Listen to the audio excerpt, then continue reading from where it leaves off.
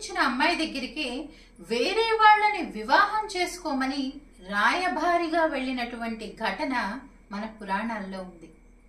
అవును, నలమహారాజు అనే ఒక మహారాజు, అదేవిధంగా విదర్భ దేశపు రాజకుమార్తె అయినటువంటి దమయంతి, వీరిరువురు కూడా హంస రాయబారంతో ఒకరినొకరు చూసుకోకుండానే ఇష్టపడతారు, ప్రేమించుకుంటారు, వివాహం చేసుకోవాలి అనుకుంటారు.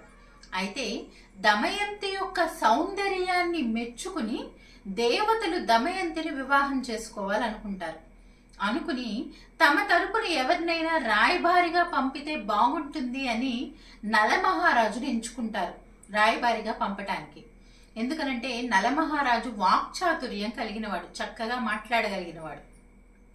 అలా ఎంచుకుని ముందు ఇచ్చిన మాట నెరవేర్చుకుంటాను అని చెప్పి మాట తీసుకుని అప్పుడు అసలు విషయం చెప్పి నలమహారాజుని సంకట స్థితిలో పడవేస్తారు.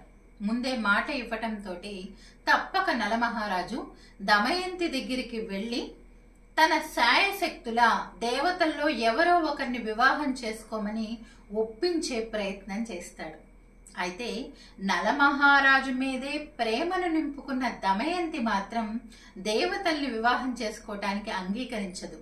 నేను నలమహారాజునే వివాహం చేసుకుంటాను లేదా మరణిస్తాను అని గట్టిగా చెబుతుంది. ఆ తదనంతరం దేవతల యొక్క ఆశీర్వాదం కూడా వాళ్ళకి లభిస్తుంది. నలమహారాజుకి దమయంతికి వివాహం కూడా జరుగుతుంది.